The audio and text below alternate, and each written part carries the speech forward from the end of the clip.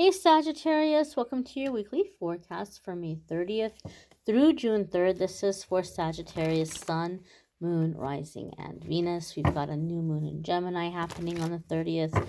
That's always an excellent time for manifesting, for setting intentions.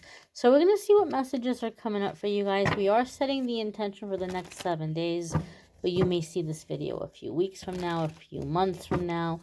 So you're going to see it whenever you're meant to see it. Keep this in mind. These are general readings for the collective. Not every single message is going to resonate, and that's okay. Take what does, leave what doesn't. You may need a private reading. So without further ado, my dears and my darlings, we're going to go ahead and see what we have coming up. So the first card that's coming up here for Sagittarius is the Death card. All right. This also came out for Capricorn, so some of you maybe could be dealing with a Capricorn because they kicked theirs off with Scorpio.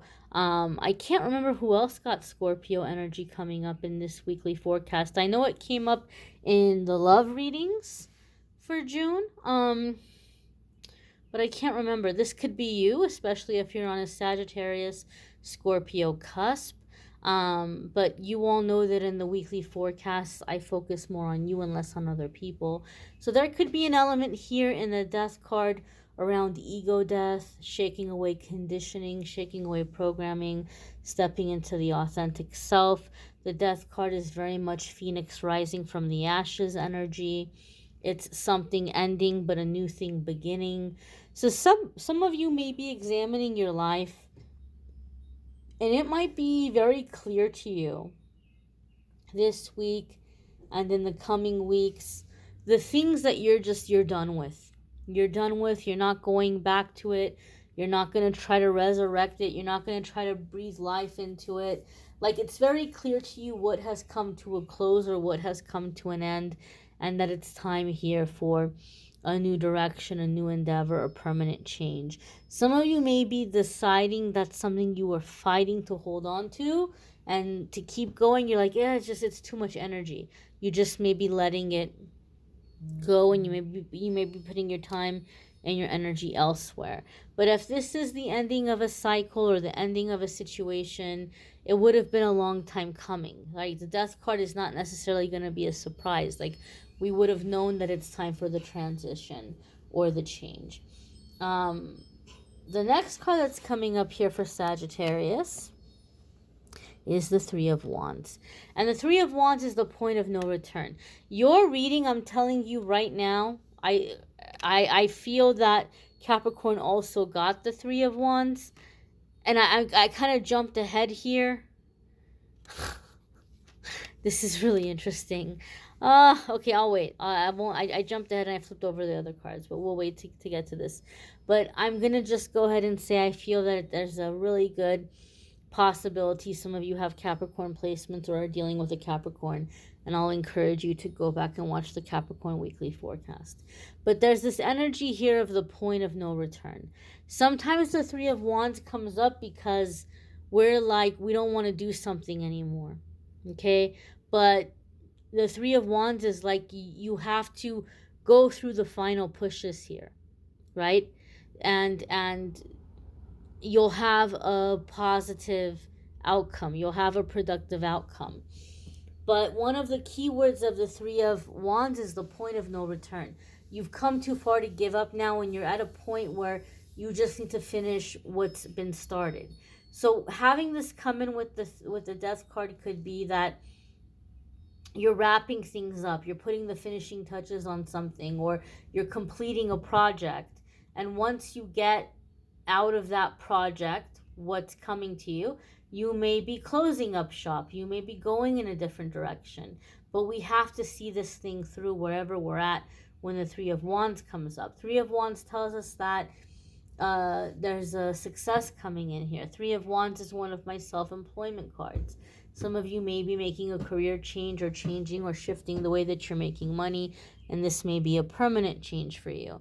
You may be putting the end to a certain partnership or collaboration, and you may be finishing up or tying up those loose ends.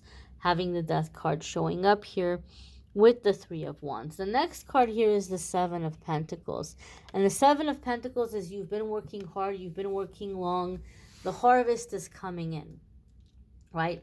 The harvest is coming in due season. And right now, it might not be happening as quickly as you would like, but it is coming in. Any worry you have right now is unnecessary. You've planted the seeds, you've watered, you're going to have a turnaround. You're going to have a positive income. Some of you are frustrated because you're like, I'm putting in all this effort and things aren't happening just yet. Seven of Pentacles is like, it's coming, it's maturing. You did the work, right? The laws of time and physics are doing their thing, and before you know it, you're going to see these things coming to fruition. You're going to see things, popping up and sprouting and growing. You're almost there. And you don't have to keep working it. You don't have to keep pushing it. Just let it do its thing, and it's going to come to you. You don't want to overwater it. You don't want to overwork it. You don't want to suffocate it. Something is in the process of making its way to you now. I do feel a sense of forms, like paperwork for some reason with the Seven of Pentacles. So maybe some of you are applying for some kind of assistance or some kind of reimbursement, or maybe you're applying for some kind of county or government or municipal position. And so there may be a long process here in terms of filling out forms, submitting things, filing things, waiting for the next step. Some of you are coming into a time of procedures.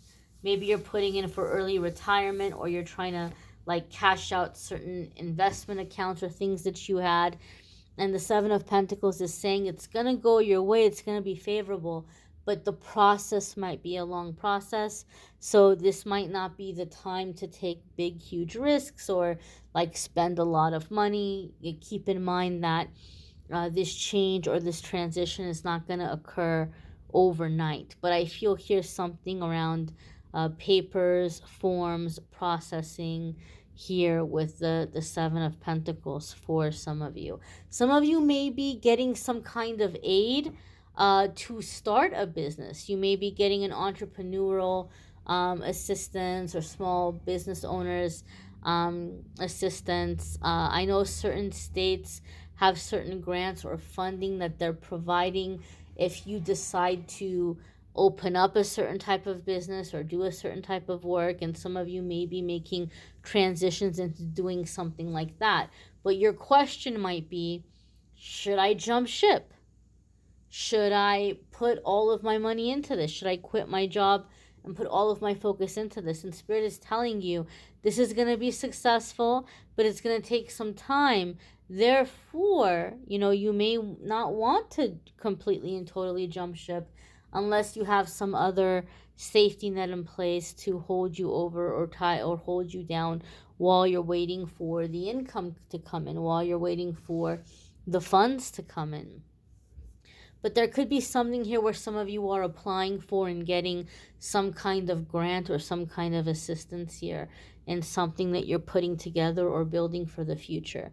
Now, I said I turned the cards over and I peeked and I was not surprised, but we have the Devil card here, okay? And this is the major arcana card having to do with Capricorn. So as I said, some of you could be dealing with a Capricorn. There could be a Capricorn in the mix here.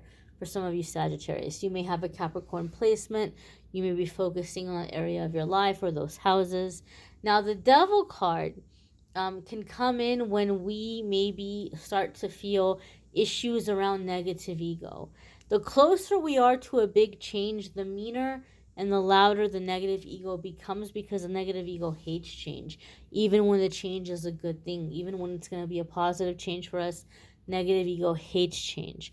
So this is a good time for you, Sagittarius, this week and in the coming weeks ahead, to be aware of your thought process. So be present with your thoughts, so that when the negative ego is coming in and tearing into you and being horrible and mean, you're able to catch it. And you're able to say, you know what? I don't agree. I don't agree to that thought process. I don't agree to that way of thinking. right? I know that I'm really close to a massive change, a really massive breakthrough. So negative ego is trying to discourage me and bring me down because I'm so close to this change.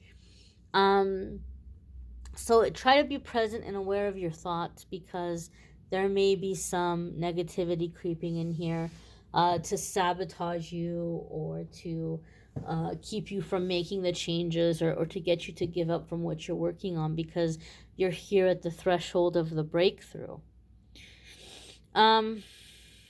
Also here, those of you who are like getting these new endeavors off the ground, devil card sometimes comes up because we're putting way too much importance on title, on income, on followers, on quantity here, to determine how successful we are at something. And again, that's all negative ego. So when it comes to measuring your success, or how much progress you're making, or how far you're coming, if at all possible, try to pay attention to your accomplishments and how those accomplishments make you feel, versus, oh well, I only made X amount of dollars this week, or I only got one referral, or I only made this title or this position at work, or I only have this much in my bank account. Try not to measure your success by these standards, because that's not where our worth is, right? We are born with our identity, and it doesn't change, it doesn't shift. Our worth doesn't change, our worth doesn't shift. We are born with our identity, we're born with our worth, and it doesn't matter if you're a janitor, or a CEO, or an astrophysicist, or a famous celebrity, or if you're homeless or live in a mansion.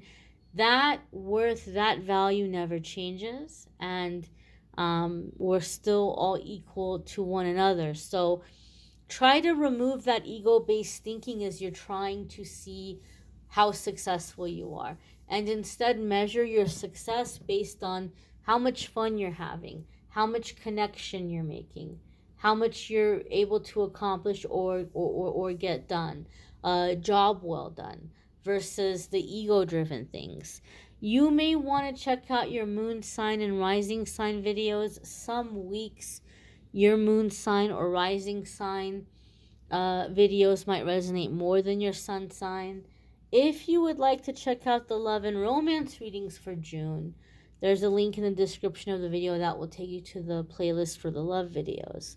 There's also a link in the description of the video that will take you to my scheduling page. For those of you who want to schedule a private reading with me, it will take you to calendly.com/amethystangelite, and you can schedule a private reading with me there. Every single day I do a daily message where I post a card of the day here on the channel. Be sure to check that out, those of you who feel so inclined. And I thank you all for watching, liking, sharing, commenting, subscribing. I hope you all have a fabulous week ahead. Take care and be well, my dears.